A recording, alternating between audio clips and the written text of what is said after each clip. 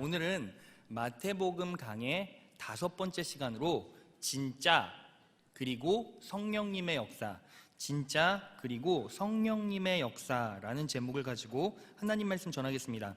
여러분, 요즘 우리가 살고 있는 이 시대를 인문학자들이나 세상에서는 뭐라고 말하는지 아십니까?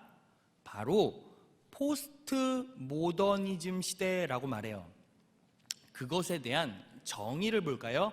포스트 모더니즘 시대란 생각과 가치의 경계가 허물어진 시대라는 것이죠. 선뜻 이해하기가 너무 힘들어요. 그래서 제가 예를 들어 드릴게요. 여러분, 저는요 오늘 예배 마치고 저녁에 중국집에 가서 짜장면을 먹을 거예요. 그런데 가면 또 고민하게 되겠죠. 왜요? 짜장면을 먹을까? 짬뽕을 먹을까? 그래서 중국집에서 메뉴를 내놨어요. 그게 뭡니까?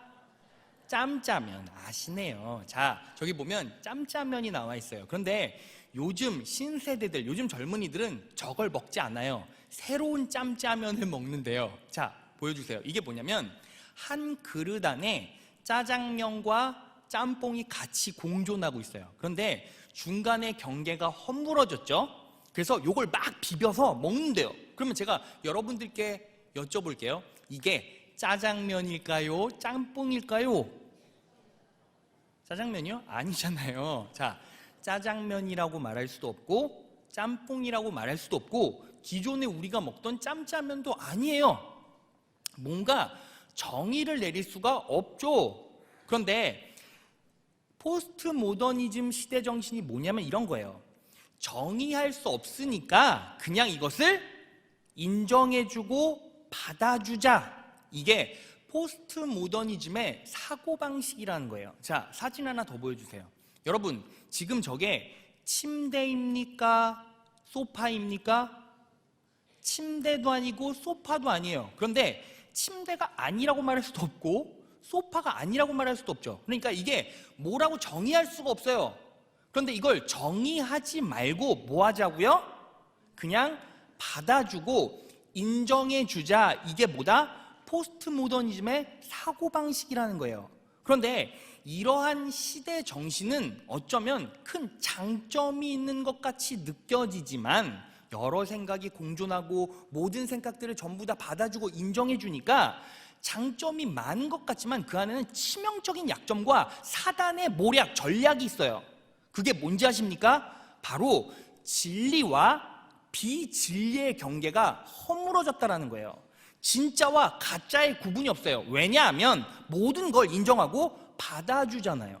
여러분, 요즘에 우리 사회에서 가장 많이 증가하고 있는 범죄 중에 하나가 뭔지 아십니까? 바로 존속범죄라는 거예요. 자, 표를 보여주세요. 존속범죄가 뭐냐면 혈연 간의 범죄예요. 2013년도에 1141건이 일어났는데 2016년에는 2235건, 3년 만에 2배가 증가했어요. 이게 무슨 뜻입니까? 자, 존속범죄 쉽게 설명하면 이런 거죠. 부모가 자식을 버려버려요. 자식을 내동댕이 쳐버려요. 그리고 자식이 부모를 공경을 안 해요. 늙어도 건사를 안 해요. 헌신을 안 해요. 왜 그렇죠? 가족 안에서 진리와 비진리의 경계가 무너진 거예요. 그런데 포스트 모더니즘의 시대정신에서는 이러한 책임을 자꾸 어디로 몰아갑니까? 상황윤리로 몰아가요. 상황윤리가 뭔지 아십니까? 그것에 합당한 이유가 있었겠지, 원인이 있었겠지, 어쩔 수 없는 상황이었겠지, 그냥 괜히 버렸겠어? 버릴만 하니까 버렸겠지 라고 생각한단 말이죠. 그런데 여러분, 상황윤리 때문에 진리가 호도되거나 변질될 수가 있을까요? 없을까요? 없어요. 여러분 보세요. 왜 부모가 대차반 같은 자식이라도 끝까지 붙잡고 희생하고 헌신해야 합니까? 그게 말씀이기 때문이에요. 그게 진리이기 때문이에요. 여러분, 하나님께서 이 땅에 예수님을 왜 보내주셨습니까? 죄 많은 자식 때문이잖아요. 그렇지 않습니까? 우리는 하나님의 자녀고 죄인인데 우리 때문에 하나님께서 자신을 포기하시고 이 땅에 예수 그리스도를 보내주신 거죠. 그래서 예수 그리스도의 사랑으로 말 안 듣는 내 자식을 사랑해 줘야 한다. 이게 말씀이라는 거예요. 그리고 왜 자식은 부모를 끝까지 공경하고 헌신하고 사랑해야 합니까? 계명에 그렇게 나와 있잖아요. 10계명에 내 부모를 공경하라 라고 하나님께서 말씀하셨죠. 그러니까 그 말씀에 어떻게 해요? 순종해야 된다는 거예요. 왜? 그게 진리니까. 그런데 이 시대는 뭐예요? 진리와 비진리의 경계가 무너져 버렸어요. 전부 다 인정해줘요. 그러다 보니까 어떻게 되었어요? 진짜와 가짜의 구분이 다 사라져버린 거예요. 그러한 포스트 모더니즘 시대에 정신이 어디로 들어왔어요? 교회로 들어왔어요. 그래서 요즘은 진짜 교회와 가짜 교회의 구분이 없어요. 진짜 성도와 가짜 성도의 구분이 없어요. 진짜 예배자와 가짜 예배자의 구분이 없어요. 진짜 예물과 가짜 예물의 구분이 없어요. 그래서 오늘 제가 본문 말씀을 통해서 주제 개념 4가지를 설정했어요. 첫째, 진짜 교회란 무엇인가? 둘째, 진짜 예배자는 누구인가? 셋째, 진짜 예물이란 무엇인가? 넷째, 그들에게 성령님께서는 진짜에게는 성령님께서 어떻게 역사하시는가? 이 4가지 주제 개념을 가지고 은혜를 나누고자 합니다. 첫째, 진짜 교회는 무엇인가? 계층, 계급이 아니라 책임, 역할로 구분되는 성도가 계층, 계급이 아니라 책임, 역할로 구분되는 성도가 예배를 드리는 모임, 공동체가 뭐예요? 진짜 교회라는 것이죠. 보세요. 오늘 본문 말씀의 내용을 한 문장으로 정리하면 무엇입니까? 동방박사의 예수님 경배예요. 2절, 8절에 동방박사의 경배가 나오는데 이 경배는 요한복음 4장에 똑같은 단어로 쓰여졌어요. 요한복음 4장 23, 24절 다 같이 읽겠습니다. 시작. 아버지께 참으로 예배하는 자들은 신령과 진정으로 예배할 때가 오나니 곧 이때라.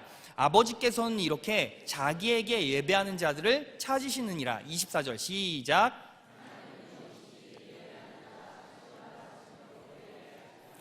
23, 24절에 나와 있는 예배, 프로스키네오라는 단어가 오늘 본문 동방박사가 예수님께 경배하러 왔을 때 그 경배와 똑같은 단어로 쓰여졌어요. 이 말은 동방박사가 예수님께 뭐하러 왔다? 예배하러 왔다라는 거예요. 그런데 엄밀히 말하면 동방박사가 예수님을 찾아 예배하러 온 것이 아니라 하나님께서 동방박사에게 신비한 표지를 주셨죠. 그게 뭐예요? 별이에요. 별. 신비한 표지를 주셔서 동방박사를 예수님께 오도록 뭐 했어요? 초청했다라는 거예요. 그래서 교회는 하나님께서 신비한 표지를 주셔서 성도들을 초청하는 이 모임이 뭐예요? 바로 교회라는 거예요. 그런데 교회에는 박사만이 오는 곳입니까? 아니요. 누가복음 2장을 봅시다. 누가복음 2장 6절에서 12절 제가 읽겠습니다. 그들이 요셉과 마리아가 거기에 머물러 있는 동안에 마리아가 해산할 날이 되었다. 마리아가 첫 아들을 낳아서 포대기에 싸서 구유에 눕혀두었다. 여관에는 그들이 들어갈 방이 없었기 때문이다. 8절 나같이 시작. 그 지역에서 목자들이 밤에 들에서 지내며 그들의 양떼를 지키고 있었다. 그런데 주님의 한 천사가 그들에게 나타나고, 여기를 보겠습니다. 하나님께서 천사를 보내서 누구를 초청하십니까? 목자들을 초청해요. 목자는 그 당시에 노동계급을 말해요. 그런데 어떠한 목자들이죠? 밤에 들에서 지내며 그들의 양떼를 지키고 있었던 목자, 즉 야간 노동을 하던 계층을 부르셨다는 거예요.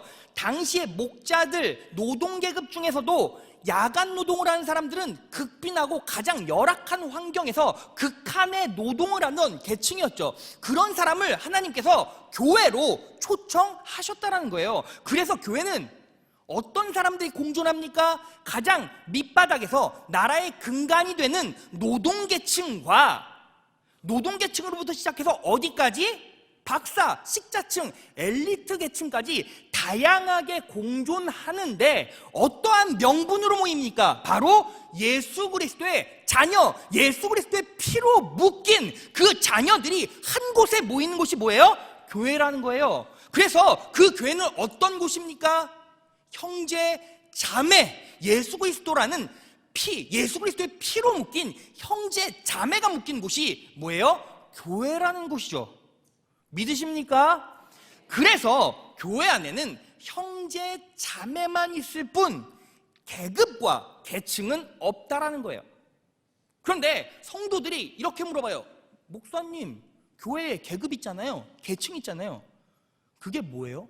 장로님, 집사님, 권사님이요. 그건 계층이 아니라 직분이에요. 제가 교회가 뭐라고 했습니까? 계급과 계층이 아니라 책임과 역할로 이루어진 모임이라고 했어요. 보세요.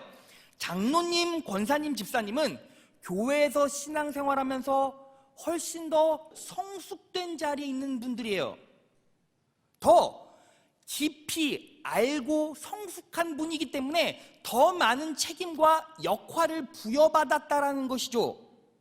그런데 그 역할이 뭐예요? 바로 예수님이 했던 비등한 역할이라는 거예요. 예수님을 조차 그렇게 살아가는 역할이라는 거예요. 그러면 예수님의 책임과 역할이 무엇이었습니까? 마태복음 20장 28절 다 같이 읽겠습니다. 시작.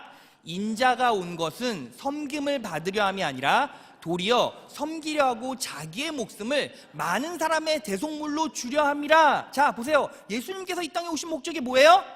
섬기려 오셨다라는 거예요. 그러니까 예수님을 쫓아 살아가는 사람은 섬기는 사람. 그래서 교회에 가장 책임이 많고 대표적인 역할이 뭐예요? 장로님. 그러면 장로님의 역할은 무엇입니까? 디도서 1장 6절 다 같이 읽겠습니다. 시작. 장로는 흠잡을 데가 없어야 하며 한 아내의 남편이라야 하며 그 자녀가 신자라야 하며 방탕하거나 순종하지 않는다는 비난을 받지 않아야 합니다. 자, 이 말은 무슨 뜻입니까? 공동체에서, 교회 안에서 가장 순종해야 하고 섬겨야 하는 자리가 어디다? 장로의 자리라는 거예요. 그래서 성도들은 가장 밑바닥에서 섬기고 헌신하는 그 장로님들, 권사님들을 존중해주고 존경해야 하며, 장로님들과 권사님들과 집사님들은 성도들을 무한하게 섬기고 사랑해줘야 된다는 것이죠. 거기가, 그러한 모임이 어디다? 바로 진짜 교회라는 거예요. 그리고 진짜 교회에 두 번째가 있어요. 여러분, 동방박사와 목자들이 예수님을 왜 찾아갔죠? 찾아간 목적이 뭐예요? 예배하러요. 예배하러. 여러분, 성도의 인생 목적이 무엇입니까? 성도의 인생 목적은 하나님을 영화롭게 하고 즐거워하는 거예요. 자, 웨스트민스터 소요리 문답 첫 번째 질문을 보겠습니다. 사람에게 최고의 목적은 무엇입니까? 사람에게 최고의 목적은 하나님을 영화롭게 하는 것과 그를 영원히 즐거워하는 것. 하나님을 영화롭게 하는 것과 그를 영원히 즐거워하는 게 뭐예요? 예배라는 것이죠. 성도의 인생 목적이 예배고 그 성도들이 모인 자리가 교회라는 거예요. 그래서 성도는 뭐 해야 되는 거예요? 예배에 목숨을 걸어야 된다는 거예요. 교회의 본질은 뭐예요? 좋은 건물이 아니에요. 좋은 음향이 아니에요. 그리고 친교의 자리도 아니에요. 좋은 먹거리가 있는 곳도 아니에요. 가서 기분 좋은 곳도 아니에요. 그것은 본질적으로 교회가 아니라는 것이죠. 물론 부수적으로 그런 것들이 있으면 좋아요. 하지만 교회의 본질은 뭐예요? 예배하는 곳이라는 거예요. 예배하는 것 외에 다른 것은 없다라는 거예요. 그래서 예배하는 교회 아래 헌신하고 섬기고 순종하는 직분자들이 있었을 때 교회는 어떻게 됩니까? 부흥하게 돼요. 그런데 하나님께서는 그러한 직분자와 섬기는 분들을 가만히 두십니까? 아니요. 축복해 주세요. 히브리서 6장 10절, 14절. 자, 10절 다 같이 읽겠습니다. 시작.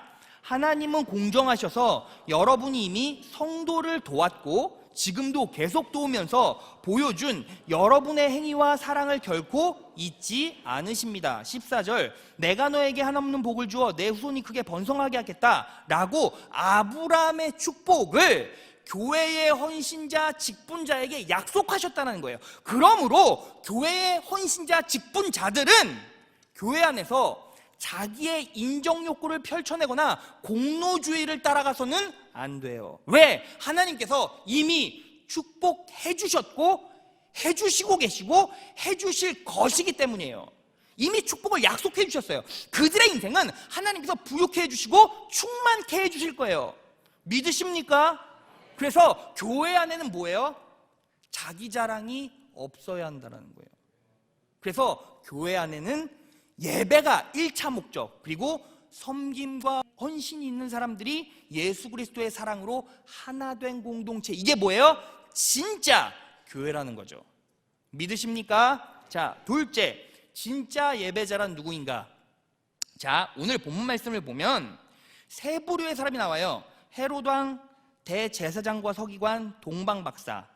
그런데 첫 번째 헤롯 왕을 봅시다. 헤롯 왕은 어떤 사람입니까? 나를 위해 예수를 죽이는 예배자라고 말해요. 자, 보세요. 왜 예배자라는 얘기를 붙였냐면 헤롯 왕이 자기의 입술로 예배하겠다고 고백했기 때문이에요. 마태복음 2장 8절. 그들을 베들레헴으로 보내며 가서 아기에 대하여 자세히 알아보고 찾거든 내게도 알려주시오. 그러면 나도 가서 아기에게 예수님께 경배하겠소 하였다. 그런데 왜 헤롯이 예수님을 경배하겠소, 예배하겠습니다 라고 말했을까요? 마태복음 2장 1절에서 3절. 예수님은 헤롯 왕 때 유대 베들레헴에서 태어나셨다. 그때 동방에서 박사들이 예루살렘에 찾아와서 유대인의 왕으로 태어나신 분이 어디 계십니까? 라고 물었어요. 보세요. 동방 박사가 별을 보고 예루살렘으로 와서 유대인의 왕이었던 헤롯을 만나요. 그런데 헤롯에게 이렇게 말했어요. 유대인의 왕으로 태어나신 분이 어디 있습니까? 그런데 지금 유대인의 왕이 누구예요? 헤롯이에요.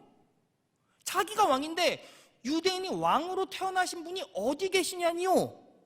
그러니까 갑자기 위기의식을 느끼죠. 여러분, 헤롯 왕이 어떤 사람인지 아십니까? 헤롯은 BC 73년에 태어나서 BC 40에서 37년 사이에 로마 원로원의 결정으로 유대 왕이 되었으며 BC 4년경에 사망하였다. 그는 에서의 후손인 이둠의 출신이었고 그의 부인 마리암을 비롯해서 장모 그리고 몇몇 친족 및 두 아들까지 살해할 정도로 잔인한 인물이었고 근친상간도 아무렇지 않게 일삼았다. 헤롯은 어떤 사람? 폭군. 헤롯은 정신병자. 헤롯은 이거예요. 이건데 보세요.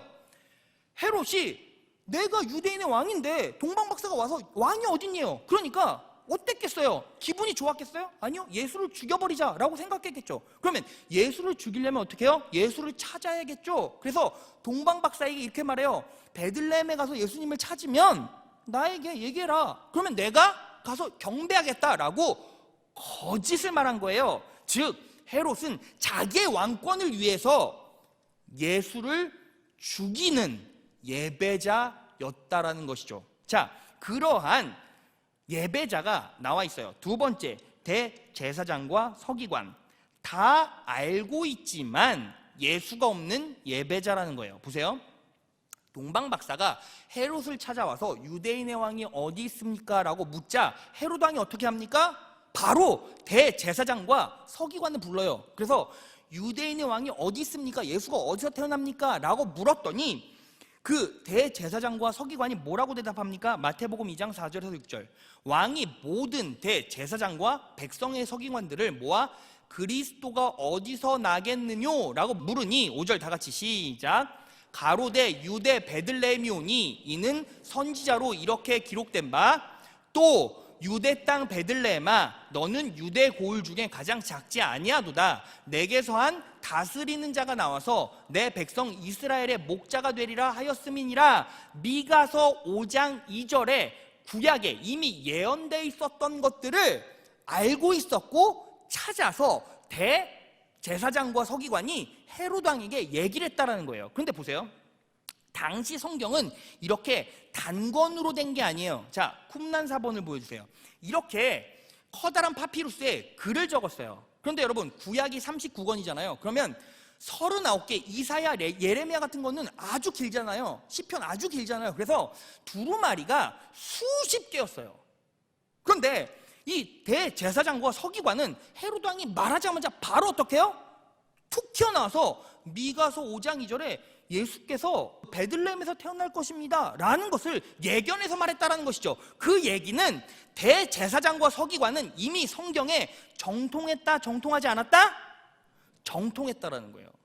그런데 오늘 본문을 보면 어디에도 대제사장과 서기관이 예수 그리스도의 탄생에 대한 기대가 없어요.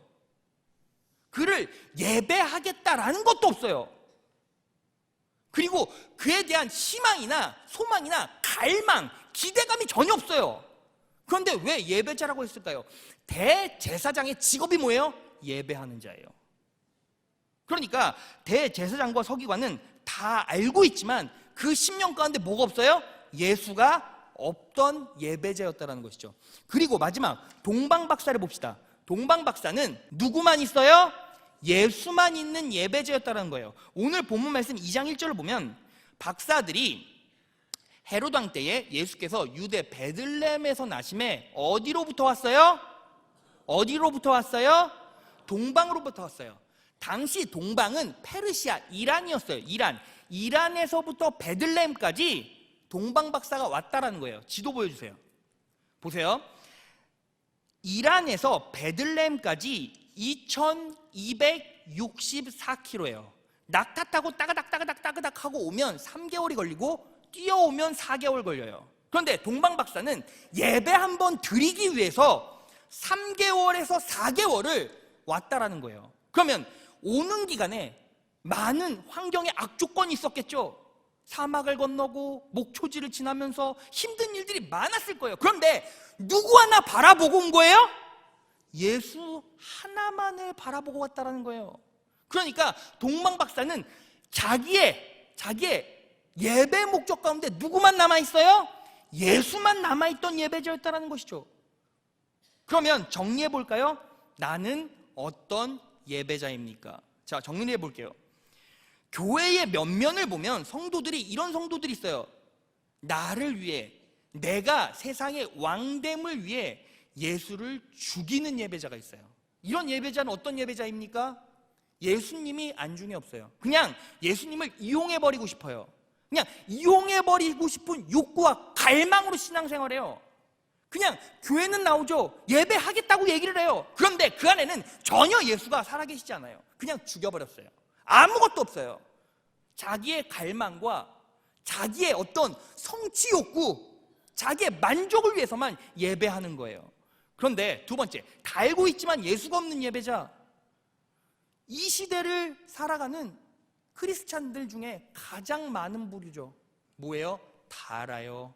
예수님이 어떤 분인지도 알아요. 그런데 감동이 없어요. 기대감이 없어요. 예배에 대한 감정이 아무것도 없어요. 무감각해요. 다 알고 있지만. 그래서 설교 딱 시작하면 또 이거야? 이거 이렇게 흘러가서 이렇게 끝나겠네? 다 알고 있죠. 그런데 예배가 뭔지도 모르고 예배가 삶의 목적도 아니에요. 그냥 나와요. 몸이 건조하게 대제사장이 예배 드리는 것처럼 그렇게 직업적으로 나와요. 하지만 변화가 없어요. 세 번째, 예수만 있는 예배자. 예수만 있기 때문에 누가 역사하십니까? 예수 그리스도께서 역사하시는 거예요. 자, 그 역사하심은 이따가 확인하겠습니다. 자, 셋째, 진짜 예물이란 무엇인가? 오늘 본문 말씀 마태복음 2장 11절에 보면 동방박사가 예수님께 세 가지를 올려드렸어요. 황금, 유향, 모략이었어요. 뭐라고요? 황금, 유향, 모략. 근데 이 황금, 유향, 모략을 예물로 드렸어요. 그러니까 동방박사의 예물 안에는 황금이 의미하는 가치와 유향이 의미하는 가치와 모략이 의미하는 가치가 있다는 거예요. 여러분, 황금은 왕이 쓰던 물품에 전부 다 들어가 있었어요. 왕관에, 잡고 있던 홀에, 옷에 다 박혀있는 게 황금이라 황금은 왕권을 상징하고, 유향은 치료제를 상징해요. 자, 근거 구절을 대겠습니다. 예레미야 8장 21에서 22절.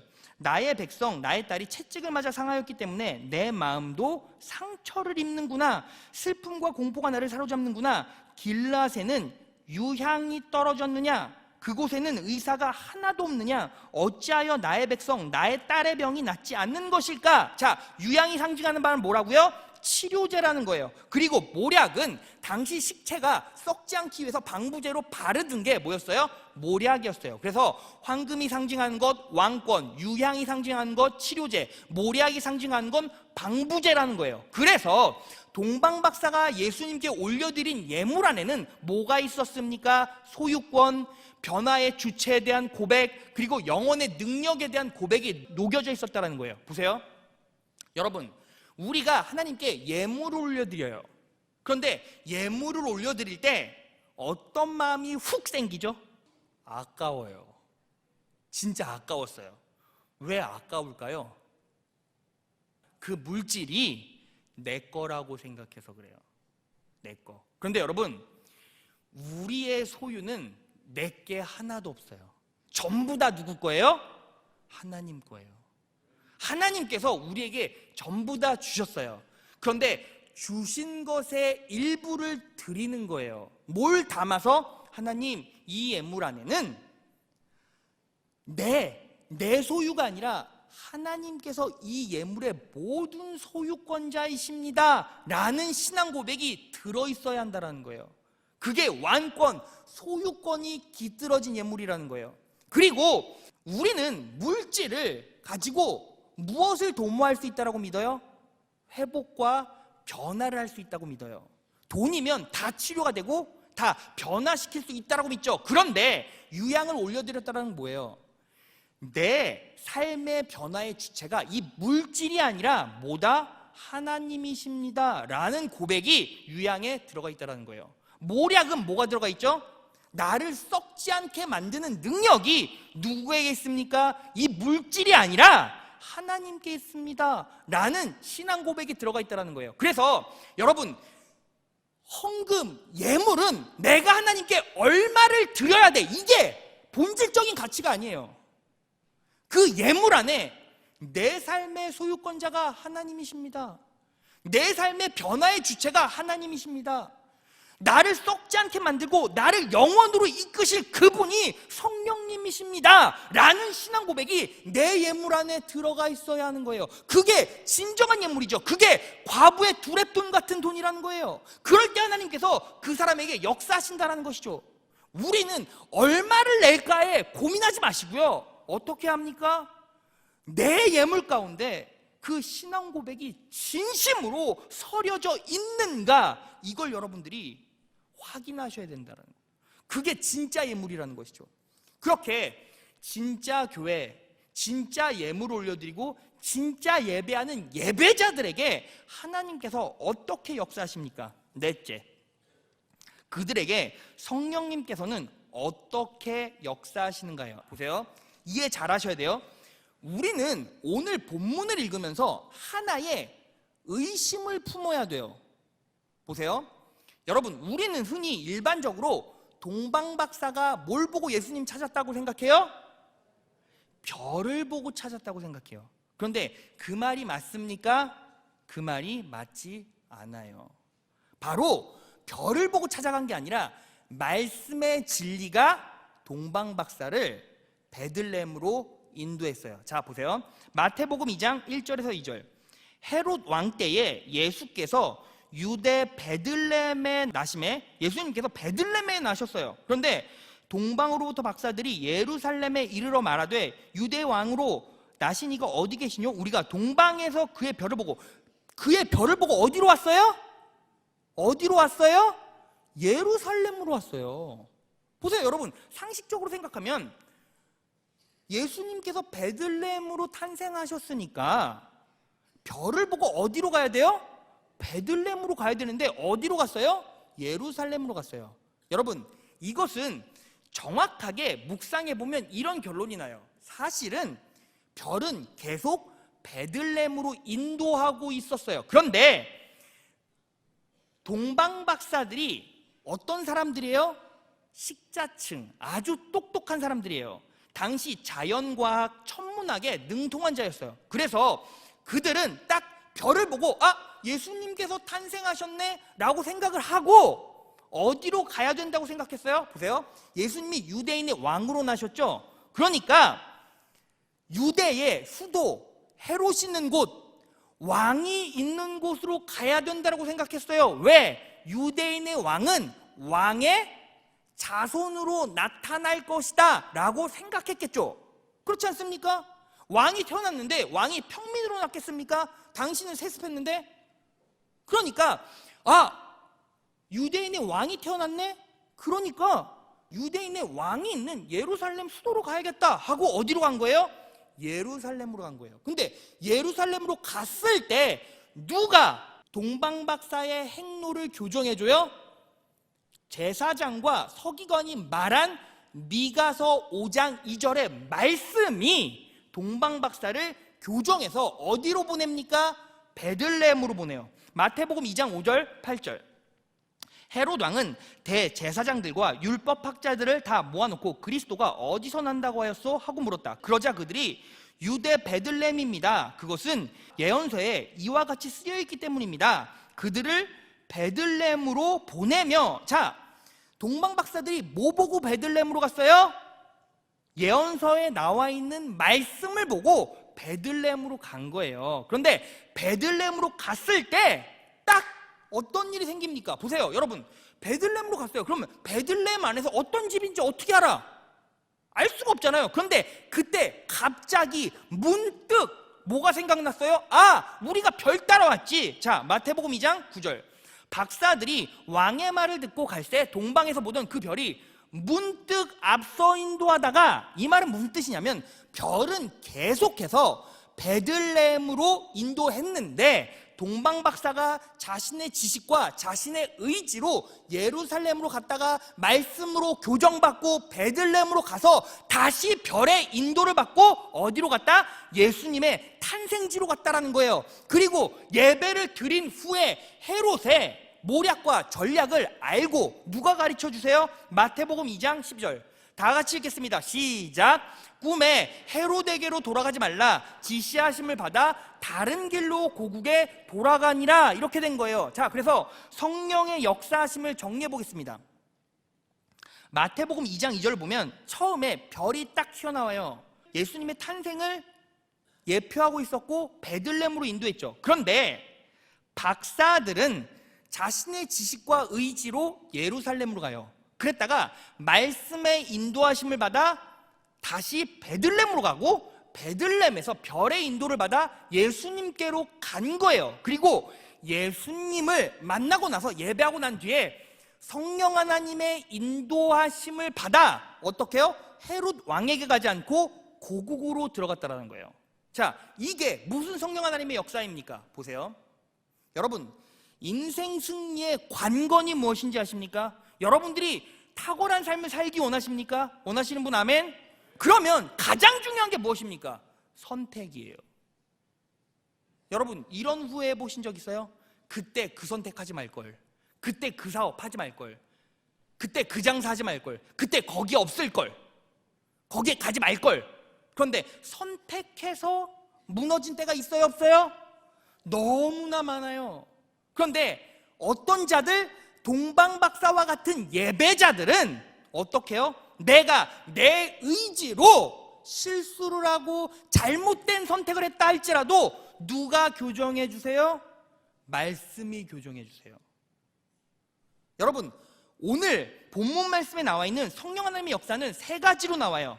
첫 번째, 별은 뭐예요? 표지, 증거예요. 둘째, 말씀은 진리예요. 셋째, 꿈은 하나님께서 동방박사에게 주신 음성, 마음의 감동이에요. 그러면 여러분, 우리가 인생을 살아가면서 선택해야 될 때 누가 역사하십니까? 성령 하나님께서 역사하세요. 성령 하나님께서 역사하실 때 어떤 기적적인 사건들을 막 보여주시는 게 아니라 우리가 삶을 살아가면서 가장 적합하고 가장 중요한 선택의 자리에 섰을 때 어떻게 해요? 성령 하나님께서 표지를 보여주시고 말씀의 진리를 보여주시고 마음의 감동을 주셔서 우리의 삶을 정확하게 인도해 주신다는 거예요. 그래서 성도는 뭐에 목숨을 걸라? 예배에 목숨을 걸라. 왜? 예배 안에 말씀의 진리가 있고 예배 안에 성령 하나님의 감동이 있고 예배 안에 표지가 있기 때문이에요. 그렇기 때문에 여러분, 지금 우리가 여러분, 우리의 가장 큰 목표가 무엇입니까? 천국 가는 거죠. 그런데 어떻게 천국 가는 거예요? 거룩하고 영광스럽고 승리하는 인생 살아가면서 천국 가는 게 여러분들의 목표 아닙니까? 우리가 이 땅에서 너무 잘 살고 부자로 살아봤자 지옥 가면 뭐예요? 끝인데. 지옥 가면 영원히 고통받을 텐데 우리의 목적은 뭐예요? 천국 가는 거예요. 그런데 그 천국을 어떻게? 하나님의 은혜로, 하나님께서 주시는 축복으로, 하나님께서 주시는 말씀의 진리로, 하나님께서 주시는 감동으로, 하나님께서 주시는 인도하심으로 가는 거예요. 그런데 예배자들은 그 길을 인도해 주시겠다라고 뭐예요? 오늘 본문 말씀이 약속하고 계신다는 것이죠. 그러니까 우리는 어떻게 해야 합니까? 예배에 목숨을 걸어야죠. 여러분, 우리가요, 여러분, 예배만 드리고 집에 가면 삶과 전혀 무관합니까? 예배가? 그렇지 않아요. 진짜 예배자들은 예배를 통해서 모든 것들을 다 받아내요.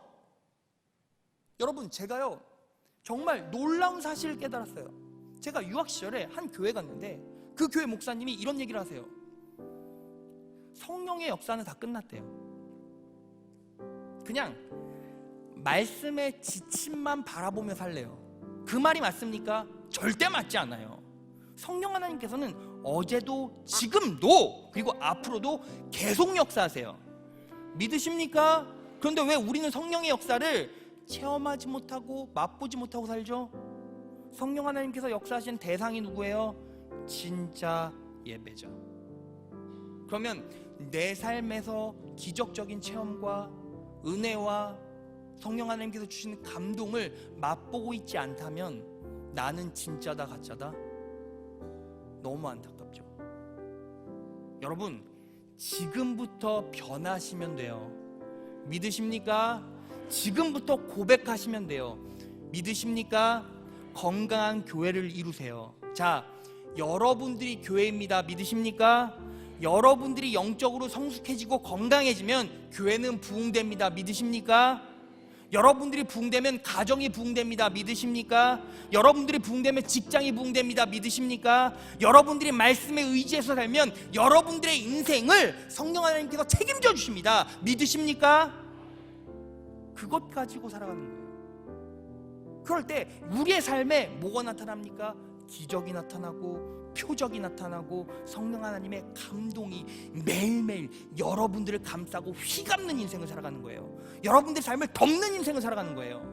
그럴 때 우리는 절대 넘어지잖아요. 절대 패배하잖아요. 고통이 오고 아픔이 오겠죠. 하지만 그것도 다 이겨낼 수 있어요. 왜? 성령 하나님께서 말씀을 통해, 표제를 통해, 감동을 통해 여러분들의 삶에 역사하실 거니까. 그럼 우리는 내 삶에 뭐만 남기면 돼요? 예수만 남기는 예배자가 되면 된다라는 거예요. 여러분, 우리의 마음속에 뭐가 남아 있습니까? 우리의 삶의 목적 가운데 뭐가 남아 있습니까? 승리의 비결, 능력의 비결, 역사의 비결, 기적의 비결은 단 한 가지예요. 예수만 남기십시오. 예수만 남기십시오. 그렇게 살아가셔서 승리하는 여러분 되시기를 진심으로 축원합니다.